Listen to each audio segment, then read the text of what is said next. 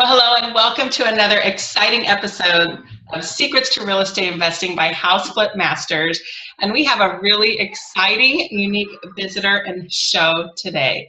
It is just going to blow your mind. We have a really great guest named Don Gilmartin with Apris Restoration Company, and he is going to speak to us today about what to do in case of fire, flood, or the more unpalatable thing that some people experience. I myself have had 3 deaths in houses in my flipping career in 200 houses, and we need to know what to do about that. And Don's company does full restoration for any of those things, and with his construction background, it makes him all the better at his job. So with that, welcome, Don, to our podcast today. Great, glad to be here. Thank you so much. Well, first, why don't you give us a little bit of your kind of personal career background, how you got to where you are, and some background about your company. Sure, great, thanks. We primarily are just all focused around real estate and construction in the most general sense. Everybody knows what construction is. Everybody knows what building homes and tracts of homes and shopping centers, commercial buildings. Everybody knows what that is. Everybody knows what real estate is, how to move it, how to sell it. A lot of what goes on is pretty much nationally or globally understood. When you start to incorporate remediation and or restoration, I like to tell people it's just the business of restoring, sometimes deconstructing, and then reconstructing all over again. So, you kind of mix that all in with real estate, flipping, investing. What probably is the most interesting part about restoration is that many house flippers, because we've done that too as well. You'll go in and you'll buy a deteriorated, dilapidated piece of property, and you'll just sort of dig in and get there and just sort of fix it. You come across where there was a flood before in the past, or a lot of the wood members when you're going into framing and kind of opening up drywall, you'll see that there was damage. You'll just, or termite damage or whatever have you. You'll just dig in and you'll just get the work done, just get it repaired. What a lot of people that sort of play around in real estate and or construction don't know is that whole event that deteriorated the property, that's a serious event that had an effect on the property, as you well know. But those kinds of events are typically covered under insurance. And that's a whole separate industry that has developed our whole entire business. And that's the business of restoration.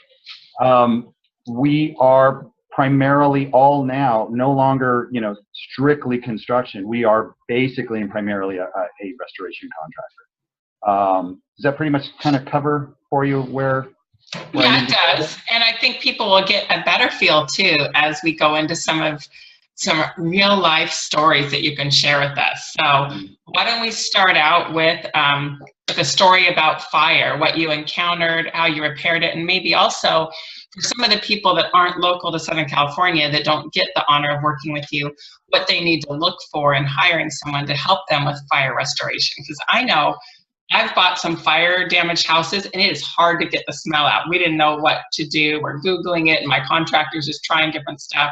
So it's not as easy to solve. The smell is so hard to get rid of. So talk to us about a story about fire and how we solve it.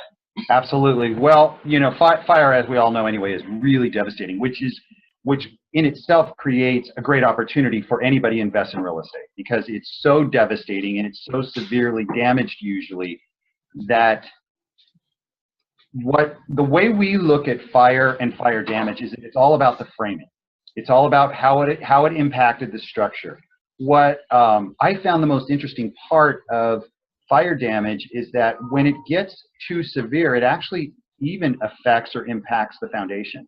Now, I don't know if you've ever experienced this in any of your flipping with fire, but fire will destroy a foundation. Wow. If it's just a stem wall. Obviously, if it's a stem wall or a raised foundation and it's all done with floor joists, that's deteriorated because it's wood. But a concrete foundation, when the temperature starts to impact the steel and the rebar and the mesh inside of it, that foundation needs to be destroyed as well. Wow, I had no idea of that. Yeah. A lot of people just think, you see these fires. I mean, certainly California has experienced so much of it within this last year. Certainly, you hear it just kind of El Nino swept the nation, and it's just hit a lot of different states. But no matter what, when it really damages a concrete foundation, that foundation needs to be destroyed. You don't get to just build right back on top of it again. Wow. That's a real clear. It's got to be tested, and when it really gets that bad, it just has to be just demoed and started all over. So you build the ground up. When it comes to smoke damage, that's another whole separate part of the problem. Usually, you don't get rid of it, and typically what happens is when there's been fire damage, even in say, out of a 2,000 square foot home, maybe only 400, 500 square feet of it. Usually, that entire home needs to be completely re-drywalled. All over. So you almost always can't get the smell out. It's really tough, and it does permeate, and it even goes into a foundation as well. So a lot of times it's hard. Now, when you have a small bit of damage, you can seal it, and you can seal your drywall with a Kills product. Sometimes it masks it, sometimes it doesn't. So a lot of it is still, when you get into fire damage property, it's reframing, and you're literally tearing back until you get to the strong, full members again. And what we've always done is we've always made sure that we bring an engineer in. Because if you bring an engineer, an engineer will bring you back to the strongest members where you can tie it back in and reframe all over again. And for those of us that might be beginners, you keep using the word member. What is a member for someone who's a beginner? Yeah, a member, I'm basically just talking about framing. Any structural framing material, 2x4s, 2x6s, whatever, even if it's steel, that's basically a member. It's just a term used for anything that has to do with structure. Okay, great. So so do you have any stories about a fire that you could share with us? When we've now kind of transitioned from really just contractors that build to restoration, all our stories are about the same thing. They're about the human element and restoring not only the property, but restoring lives. And the best story that I have is a little over a year ago, we had a call to come out and board up a fire. And no matter what calls we get, we're always kind of watching for the stories of life and what people are going through. In this particular case, they had lost a puppy in this fire, and it was a total loss. There was nothing that could be restored. We had to end up boarding up what still was standing just to protect the property, and we had to fence it off. We're about protection first when we go out to a scene. But the coolest thing about this was the way the community came together. This family unfortunately didn't have insurance. They had not paid their insurance. There was such an outpour in community that that part, I think, was probably the most amazing part of the story. Ultimately, what happened, it was in a mobile home park, and this was a deluxe mobile home park with really beautiful real estate. And the community came together and gave them a brand new unit. Oh, wow. That's neat. I think those are the stories that actually impact us more than anything. Is we went out, and ultimately, because we knew it was a total loss, we did what we did. We protected the environment, the initial, their initial space, and boarded up the building where we could before it was, completely demolished. And we just said, there's no charge. We're just going to take care of this for you, because we just knew they had lost an animal. The little girl was upset. We just did what we could to kind of protect him. And then we started joining the community and rallying support for these people. Before too long, the coolest thing that came of it was they ended up a month and a half later in a brand new home, mobile home. But it was beautiful. Awesome. Brand new home. So I think those are, and really I have to tell you, all of our stories kind of are evolving around the same element. It's the human element and how it brings back. It's not only about the value of the property itself. So that's probably the best fire story that I have to deal with. Wow, that's the water stories get kind of fun, but everything we do is really focused about restoring property and then certainly lives, people's lives. Well, let's dive into water. Tell us about. I'll share one of my water stories. We purchased a home in Laguna Beach in the canyon, and the house had been flooded up to 3 feet high. You could see the watermark throughout the entire house because it backed up to the creek or whatever you call it that floods flows down Laguna Canyon. Sure. And so we had to cut the drywall out at that 3-foot level, just above it, re-drywall it. And I mean, that was the main thing with the water. That one wasn't super bad, but obviously the home was not financeable. So the seller could not sell it, which was a bank, as an REO. They couldn't sell it to a regular person getting a regular bank loan because you can't get a loan on that. It's got to be a cash buyer, an investor. Sure. So that's what we had to do. And then we had to test for mold and then prove that, that mold remediation, had been taken care of, but there wasn't. Yeah. But yeah, tell me about a water story you've seen. Some of them where water had really hurt a house and what you did to restore it. Sure. Well, let me tell you, first of all, kind of the overall about everything, whether it's water, fire, or trauma. Our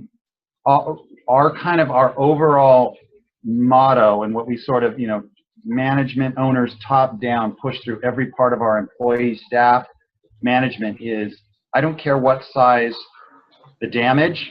If somebody is standing in, just a little bit of water, quarter of an inch of water in a home, or 3 feet, or you've got a full-blown crime scene that's damaging property, or fire, certainly, our compassion goes at every level the same. It's a disaster for you no matter what, whether you're in 3 feet of water or whether you're just in a quarter of an inch. It's a disaster for you. It's property. It's being damaged. And the human element, what it does to your life in those moments is horrific. So even if you step in and you're going to buy a home, an REO in that particular case, and it is got to be repaired, there are certain parts of this restoration that you need to know about. And it's really critical, especially here. I don't know about the rest of the nation as much, but I still read it in our trade publications about restoration. We have to test for asbestos. We have to test for lead. And we cannot touch a property to come in and restore it, especially in the case of water, or, well, any of them for that matter, until it's been tested first. And if it comes back that it has a certain level of asbestos or lead in it, we're not allowed to remediate that or remove that drywall. Often, I've seen plenty of other people that flip that don't know this, and they'll go out and they'll remove drywall and they'll just be taking, well, whatever they do, they do. But we as licensed restoration contractors, we're not allowed to touch property pre-1985 unless it's been tested. Then if it comes back and is in fact what's considered, the term is hot, it has to be removed by specialists. What is probably the next big buzzword is mold. And in your case, a seller is going to want to know, disclose to buyers that mold was in fact found and they're remediated properly by typically by a licensed mold specialist. That's what we do. But what's probably the biggest thing that we always try to teach people about this other issue is don't panic over it, because mold is really just a natural element of water, and it just, as we all know, it will just eat onto any building material, some worse than others. So you just want to make sure that, it is got to be disclosed, but don't panic over it. And that's kind of the hardest message to get out to people. So when we show up at a story or an event or a claim where, you've got some of this issue, that automatically everybody's buzzword is mold. I'm going to have mold. Mold can be funny. Mold can be something that's been long-term, or it can really strike within a couple of days. If the heat is right. And certainly in California, we see that a lot. Wow. Then I tell you what, one of the greatest stories that I have in terms of mold, water, was a vacation rental, a vacation home up in the mountains here in Big Bear. And this lady and her husband built this home back in the 60s themselves, a beautiful cabin overlooking the lake. It was original, hadn't been touched, and they had one of the biggest problems when water is the refrigerator supply line. So they shut off the water, but there was residual water in the refrigerator supply line. Well, she left for the winter, and when they came back, all of the water that was in the line had loaded up the house. It was that much water. Wow. The house had grass growing in the carpet. Yeah, it was wild. It had mushrooms growing in the windows. It was amazing. I was just like, wow, this whole house was a petri dish. what was really cool was we created the estimate, and the adjuster agreed to it for remediating the mold and repairing the home. We were able to completely go beyond the scope of what was damaged for the same insurance scope of financially, agreed to.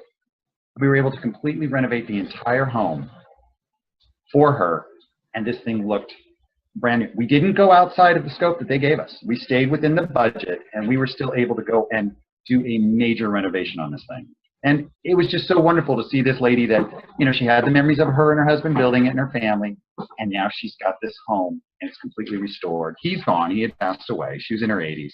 But to see her just get so excited over this complete renovation of the whole entire property, when it was done, it was like an HGTV makeover. Wow. We were able to take it. We were even able to take it and even redo her furnishings for her as well. So that was a real fun one. It was nice to see that. Just to give someone an idea, because I have no idea, what did something like that typically cost? Like, what's a range? Yeah, that was just the whole entire thing. By the time it was done, I think it was somewhere around $38,000. Okay. The whole thing was done, and that was mold remediation and everything. But we could have saved part of the bricks on the fireplace. Instead, we just skinned over them, gave them all this modern. It was a great looking place by the time it was done. Nice. Sounds like it. Yeah. Really cool. Okay. And before we go on to our last segment, there's, this is a great example when the home was vacant. A lot of real estate investors will have vacant properties. Maybe they're rentals in between tenants. Maybe they get a tenant out, they evicted, and they're just like, oh my gosh, I'm so sick of dealing with tenants. I'm just gonna let the house sit there for a while. That's better than, having bad people in it. But what is something that could impact someone? Like, I'm remembering from when I heard you speak, you talked about slow leaks and what a slow leak can do, maybe under the kitchen sink or in a bathroom, and how much damage that can cause. And is that something that insurance can cover or not cover? And how do you best get it covered? Because that's something definitely I think that would. Sure. Well, the fact that you in a situation, and every water loss is different. I am not against insurance companies by any means. We all need them, but we have to understand that insurance companies are in the business. I sometimes say this, and I mean this very loosely, but they're kind of in the business of saying no. They're there to. The insurance agents are always there to try to help their clients. I see that over and over again. But these are corporations, and they're in there for a profit. Mm-hmm. So, and many times I have to tell you, we'll submit a claim for X amount of dollars, and we'll have to kind of go back and forth and kind of duke it out a little bit with the adjusters to hit that level where they're accepting it. They're in the business of making a profit. So how you prepare an estimate and give it to an insurance carrier, you got to be very careful. You really need to have a company that knows how to present it in a way that it isn't considered long-term damage. That as an investor of property, you let it sit. You didn't check. I actually have some property myself here and around where you and I live, and what I do with my investment properties, I make sure that I am in there at least twice a year, typically 3 times a year. And I'll use the excuse that I have to check on batteries, that kind of thing for your smoke detectors. You need to be able to stay on top of your property. And I've educated my tenants to say, watch for water. We have this issue in Southern California with failing pipes. They're deteriorating. As a matter of fact, I just got a call last week, in between you and I speaking, that I ended up having in one of my homes. I had a water leak. Oh. Yeah. And I had, fortunately, I know of a company that can remediate it. We started drying it immediately and got it taken care of. But I educated my tenants, please watch for this.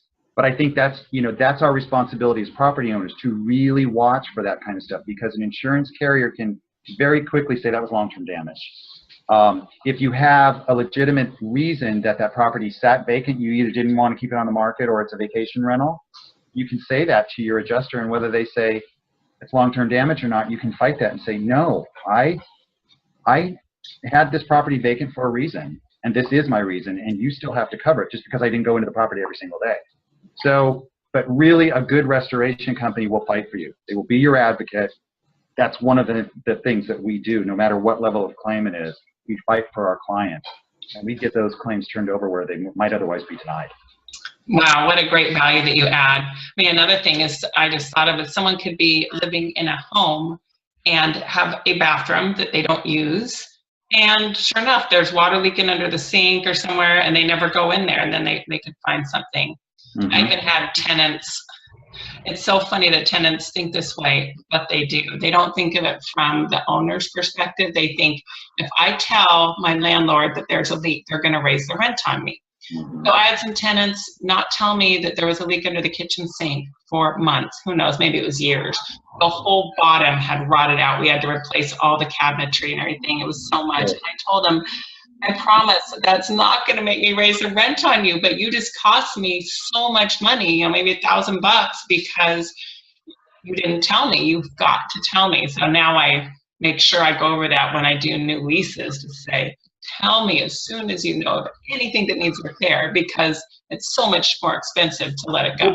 The other thing too, as a matter of fact, with these tenants that I have right now in one of my homes, I said, please, whatever you do, make sure that you get tenant insurance as well. It's so inexpensive. And this one said, well, really, I don't want to do that. I said, I'll tell you what, I'll pay for it. So I ended up saying, listen, get your insurance. I'll write you a check for it and I'll get it active for you. So you will make sure that in the event I have a water damage claim in my home, it's called ALE, that your ALE is covered, which allows them to move into another unit or move into a motel, stay there while the water's being, mitigated and all the damage is being done. Fortunately, in this last one, it was so quick. They called me that, as soon as they saw it, we got on it. But I mean, that was another thing that I learned from so many years of managing property. These people are in your home helping you make that payment. Take care of it. Help them out sometimes too. If they don't want to pay for it, you pay for it. Makes a happy tenant too as well. And then they will in turn watch your property for you by just that simple gesture. Especially in an older home. I'm sure a lot of your problems that you solve are in older homes, not in homes that are 10 or 20 years old, but it's those older homes that we investors are buying and turning into rental properties because Sure. the numbers make sense, but then your risk for plumbing issues and other things goes up. Well, and here's another issue real quickly to watch as a flipper in an older home is the minute you go into an older home and then you have to transition some of that older pipe into new pipe, because certainly you want the nice, beautiful fixtures on the, all the surfaces, right? But down below you've got the old, it's still safe. Sometimes those joints can cause a lot of movement and create you water damage that maybe is a couple of months after you've just restored this beautiful, all this beautiful stuff, and now you've moved tenants in. So it's something to think about as well.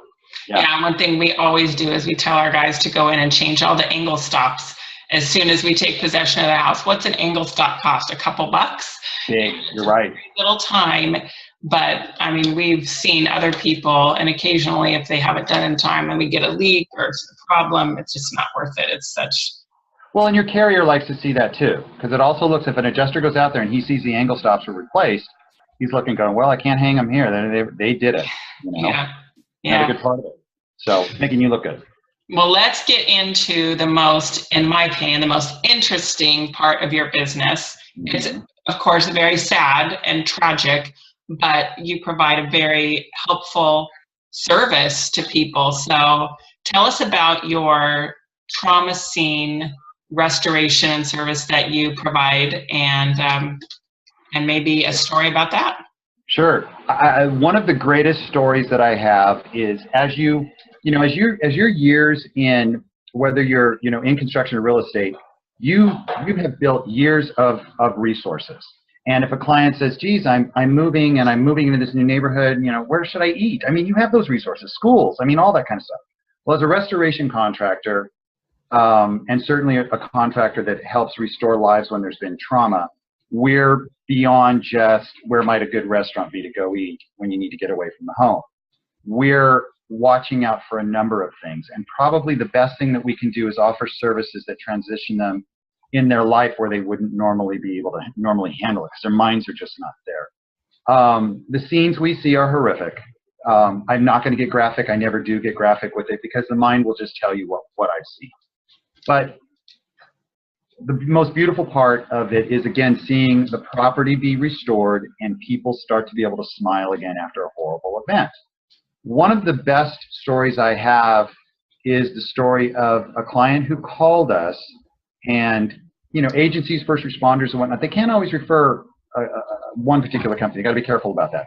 So in this particular case, we were the third call, and the primary call was, and he was a son who had no siblings or aunts or uncles, and he found his father in the home about 15 days after the father committed suicide. And this home was it was a newer home too. It was a beautiful home, and the damage was immense that was done inside the home, but the kid had nowhere to turn, and he didn't have the financial resources. The father had stopped making payments. The home was in foreclosure, stopped making insurance payments. He had no insurance. And this kid was just, I don't know what I'm going to do. So the first company he calls, they were going to give him a bill. And he says, I'm not going to accept a bill for what my father's done to his life. I don't want it. Second company was very similar. We'll set you up with a payment plan. Kid says, no, I don't want that. An official said, call this guy, Don. He and his partner, Kurt, will manage this in a way you wouldn't believe it. So he calls me. He says, what's it going to cost? I said, number one, the house is in foreclosure. Don't worry about it. We'll take care of it. We're not going to talk costs. Let's just get this out of your life.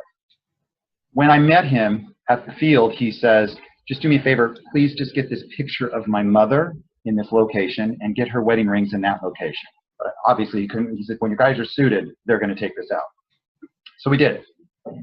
We're talking months later, and ultimately what happened was the resources, I keep talking about resources, our resources not only built the home back and restored it, we found within short order the ability to get ourselves paid. We found the insurance that he didn't even know existed through the lender, and we also turned him on to a probate attorney who paid up the mortgage and brought the house through the probate process.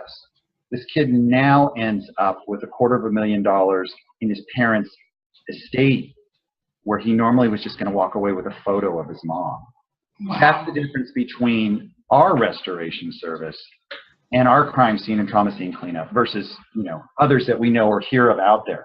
It's our resources to be able to rebuild these lives. I've got plenty of stories like this over and over again that probably are more abounding from trauma, just because the volume of what trauma does to a life in general, beyond the real estate, allows us to be able to bring these resources of 25 years together and bring it to the mat where we can take care of people. Primarily, it's because we know the business of insurance and how to work with the insurance agencies. And that I have to give credit, 100% of the credit to my business partner, because he's phenomenal at it. Plus, the construction background and how he knows how to be able to do what he does with it. But I think that's probably the most rewarding part of it, is just being able to bring those resources to people, whether you're a real estate agent and you're flipping a home, the neighborhood, you got to know the neighborhood or the neighbors, introducing them. The whole part of real estate in general can just be really rewarding when you have that many resources. So absolutely.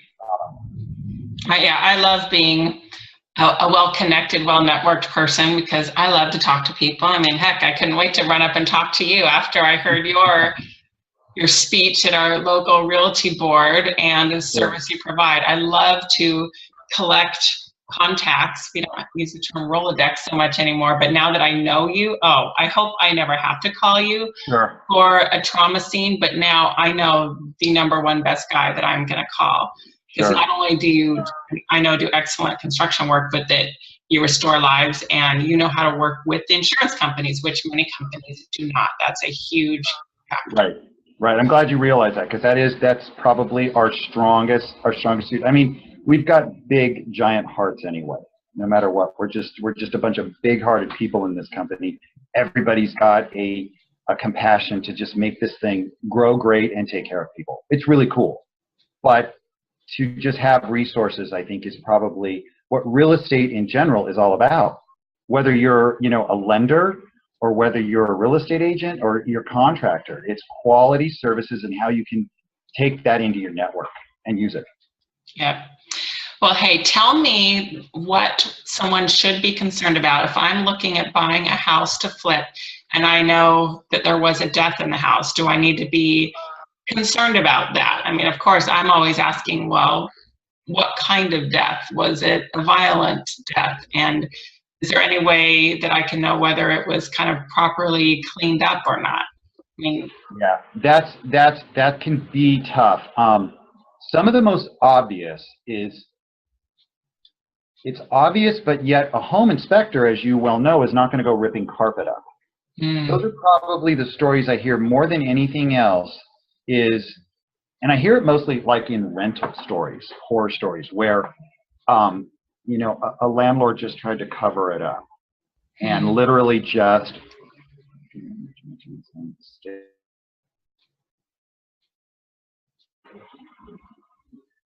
are you there? I'm here. We just had a little moment of loss though. So, and the landlord tries to cover it up, and what? And then ultimately it's discovered by a tenant and it wasn't disclosed. That's when it's bad. In a case of one we had just last week, it was a lot had to be rebuilt. It was a decomposition on a staircase. The staircase, about 90% of it needed to be rebuilt. However, to try to save the landlord, money from having to rebuild the entire staircase, some of the main members, you like that word now, right? Some of the main supporting, structure, we were able to save. It didn't have as much biomaterial in it, so we were able to dehumidify it and dry it out and seal it, shellac it in, if you will. So it's there, and it will be there. But the risers and the treads in the staircase were all brand new.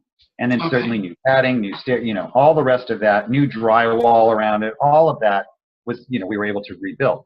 But we saved, the costly part of it, not to have to redo it, to save them money. I mean, they are a landlord, so they're looking to always keep this profitable. It's really about honesty and disclosure. Our approach is always the same. We just say, you've got to disclose. And as long as you really have documentation, we're really great with that. We photo document from the moment we see a scene all the way through, whether it's water, fire, or otherwise, because we're always presenting to an insurance carrier. But I think people understand that things happen. And in real estate, as long as you disclose and you side with truth, show your before and after pictures. Take really great pictures before and take really great pictures after. And anything that you can document, you do. And disclosure law is everything in real estate. You have to tell them. But to hear the stories where people were not told and they find out afterwards, it's just bad business. Yeah. You try to surround yourself with people that are just honest. So when you go to sell a piece of property, know ahead of time before you buy it.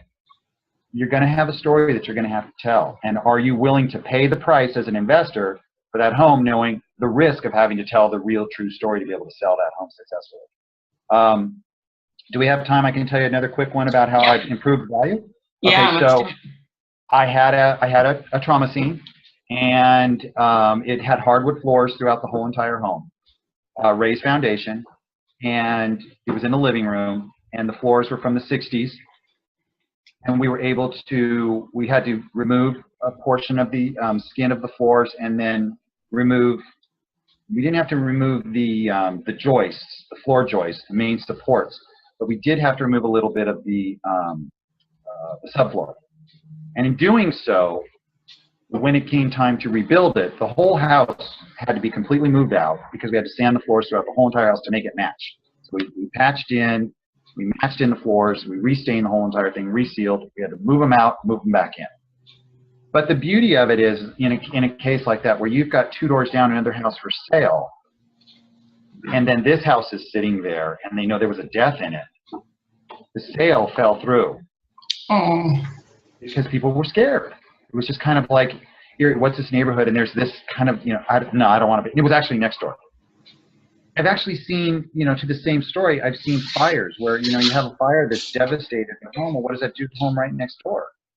So what I did was I actually went to the next door neighbor, the seller, and I said, listen, this is what we're going to do to this home to make the neighbors sort of overlook any of this and kind of this bad story of what happened in this house.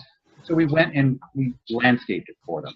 We gave all this extra curb appeal to this home. So along with the disclosures, you got someone walking up to this beautifully landscaped home that's going above and beyond. Wow. Now you've got a neighborhood that really has this pretty looking house, and it's told ahead of time. Real estate just said, I have to tell you, but the people wanted it because it's just so beautiful. And the interior, the floors were completely redone. So you were able to overlook it because they knew ahead of time. And it was gone. It was not a crime scene. A man just passed away in the home, you know? Right. So you've got to try to just, massage the way through it, even sometimes with the neighborhood. It's not always just about the home itself and how it affects value.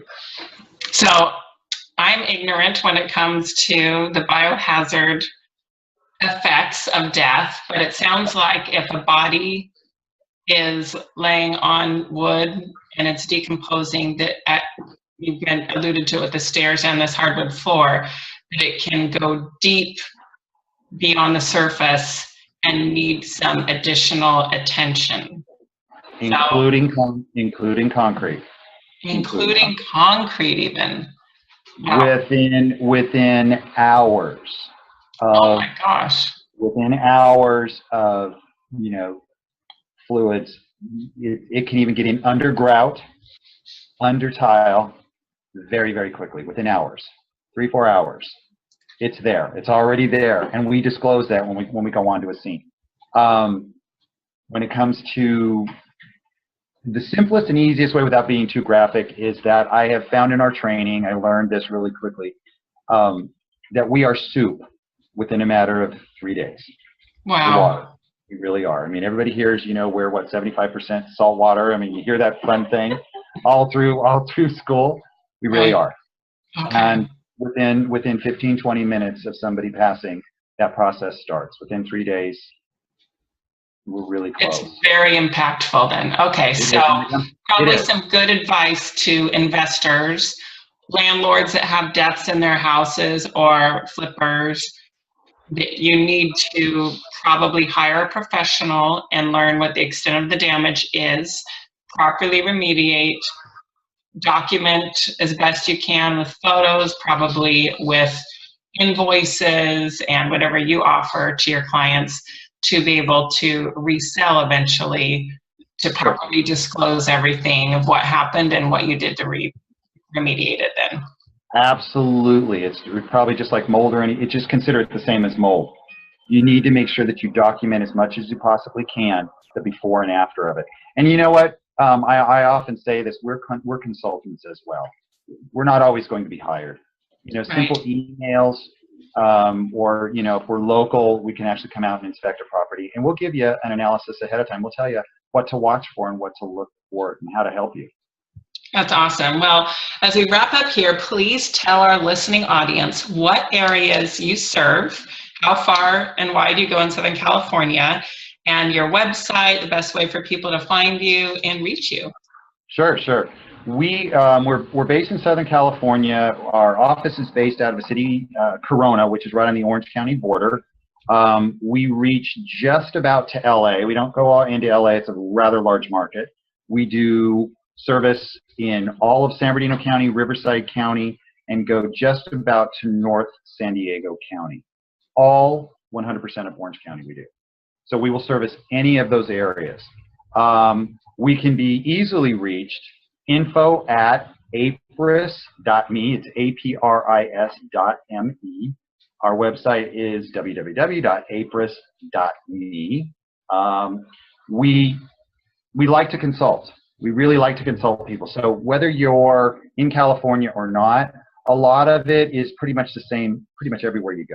So you can always, if you go to info@apris.me, typically I'm going to grab that email and I'm going to answer with you anyway. That pretty much, covers it. We are an 800, well, it's actually an 844 number. You'll find it on our website. Go ahead and give us the number. What's the number? Sure. And I really don't remember it. We'll have it in our show notes. It's okay. We'll have it in the show notes. Sure. Yeah. What's beautiful about it though is that we can be reached 24/7. We're live voices, and no matter what, you're always going to get somebody from the company that's going to answer questions for you. So anybody who has any kinds of questions whatsoever, as I mentioned when I spoke with you guys, many times we'll go out to a site and just help real estate agents assess what damages are and what might be the best alternative to mitigating those damages. Or a couple of times we've even been out within the last year and there's where people thought they had moisture in a problem, they didn't. Oh, wow. We're really here to help and at least give you and or your buyers a little bit of an extra good feeling of what they really have, so they know. Let the buyer beware, right? Yes. Well, thank you so much. You have been highly educational, and I love the heartwarming stories where you've not only restored properties, but restored lives. That's really wonderful. You provide a great service, and I can tell you get a lot of fulfillment out of what you do, as do many of us real estate investors, making things better than when we found them, like I learned in Girl Scouts. Well, with that, thank you for your time, Don. We really appreciate you being here. Thanks again. It was good to be here. Let me know if you need me again. Hey there, thanks for watching the video. Make sure you like it and click subscribe to get notified of more videos. And you can go to hardhatholly.com for a free download on secrets to finding great deals.